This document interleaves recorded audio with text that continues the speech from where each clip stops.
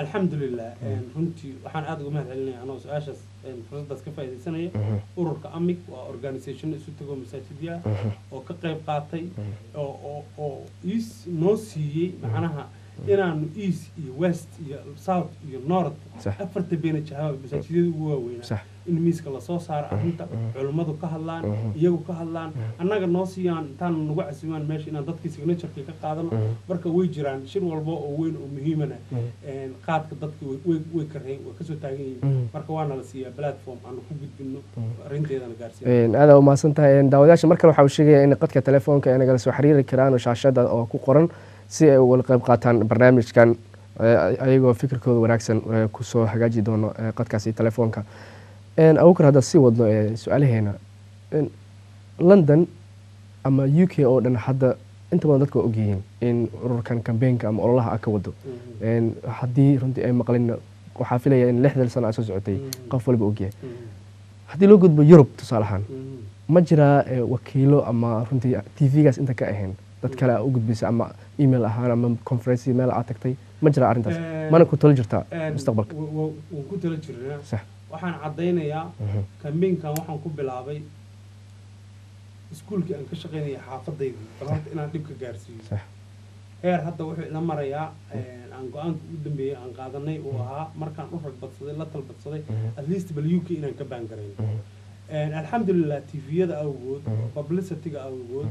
internetyada awgood dad badan oo reer holland nala soo xiriiray holland laftigeeda hawl badan baa ka socota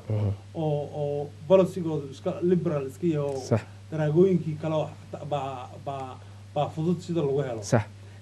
laakiin way jiraan dad igala soo xiriiray weliba magaca waaweyn ku leh soomaalida dhexdeeda magan daahir inuu lahaa ka mid ah oo champion ka ah table tenniska oo dhalinyaro isku dubaradaya oo ololana raba iyaga laftigooda inay ka bilaabaan Holland sidii arrinta qaadka wax looga qaban lahaa fishinka iyaguna hadda waxa weeye yes UK aanu focus ka saarno oo meesha aan deganahay ah laakiin campaignkan waa worldwide waxaan fariin u diraynaa kuwii Soomaaliya joogay oo aan leenahay warbal iska ilaaliyo warbal caruurta at least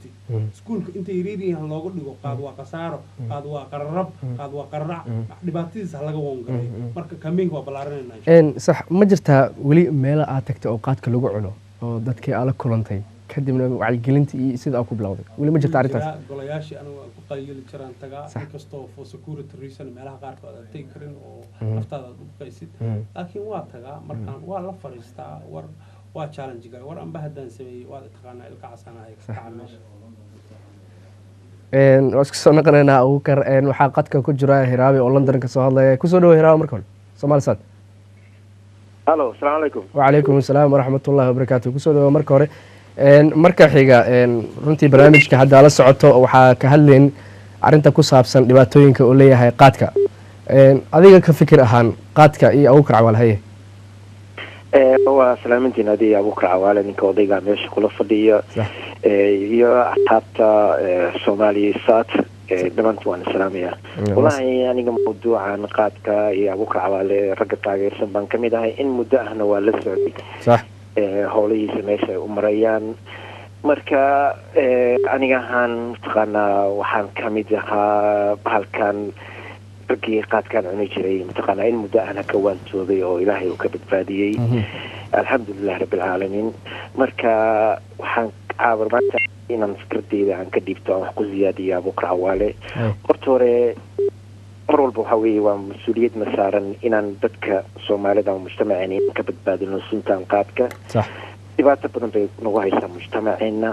marka marnaba ka caajismayno waxa weeye Awkar Cawaale garabkiisa aan taaganahay waan la dagaalamaynaa ilaa iyo mataqaanaa aan ka gaari doono san oo mataqaanaa halkan dalka iyo dadkan looga badbaadin lahaa waxaan ku darsanayaa Cawaale fikrad ah mataqaanaa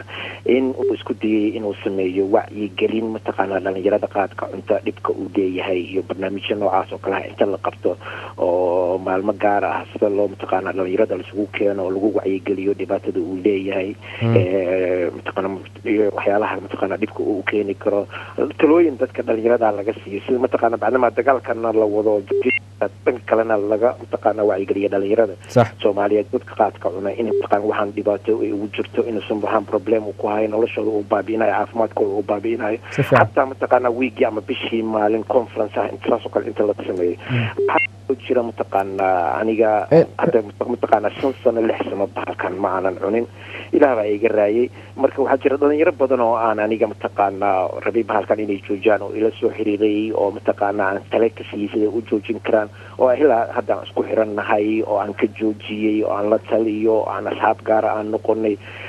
waxaa jira dhalinyaradaas isku xirannahay waxaan kaloo la talinaa dhalinyarada kaloo raba inay iska joojiyaan aniga waxaan ku hubaa 99% waxa qaadka cuno oo duleystay inay ka shaleeyaan oo aysan jeclayn inay cunaan laakiin u baahan yihiin dhiirigelin iyo dad ay ku xirnaadaan ama ay ku aad u mahadsan tahay runtii fikirkaaga saliimka ahna waa qaadanay waxaan rajeynayaa in Abuukar runtii hadda oo jawaabi doono su'aashaada sida xiriirka wanaagsan aan soo sameeysan waa kaaga mahad celinayna Hiraabi Ladan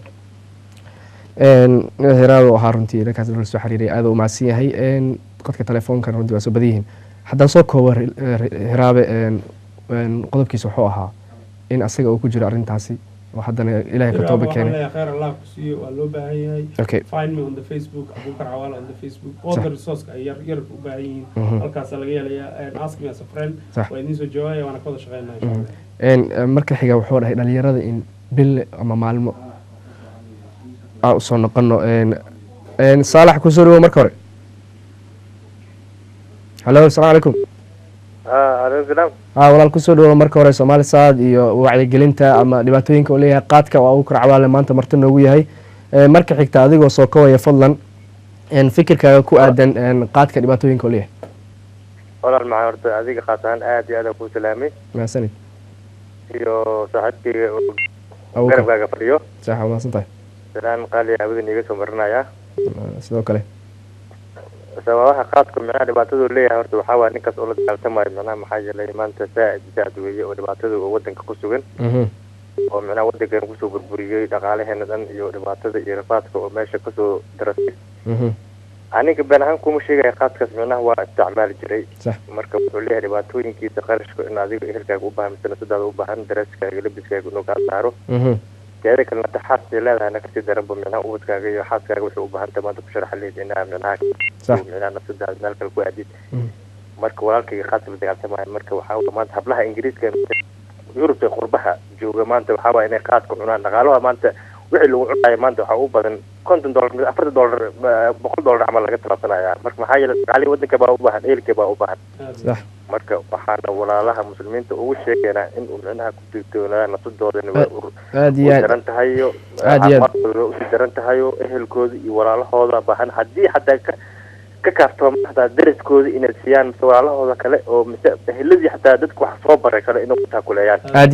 iyo aad umaasan tahay saalax runtii aad waana igu soo dheeray igraalna aad kaaga mahadcelinaya aad baa ugu taageersanaa garabkiina Allah galo ninkaas walaalkaydana oo dadaalku ku sii jirana aad iyo aad asagana Ilaahay uu garab galo waa kaaga mahad celinayna Saalax iyo Hiraabi labadan la soo wacay runtii muhiimadda ay taabteen waxa waa wacyigelinta iyo dhibaatada ay leedahay ka waran hayso midda Hiraabi runtii in bil walba la sameeyo workshop yar oo dhalinyarada loogu talagalay uu jira barnaamij yar oo koobana jira oo very smart check before you choose la dhaho oo loogu talagalay dhalinyarada Ingiriiska Facebook aad heli kartaan Abuukar Cawaale resource kaas oo dhan inaan ku soo gudbiyo tan Saalax waa runtiis walaalna waa kula qabaa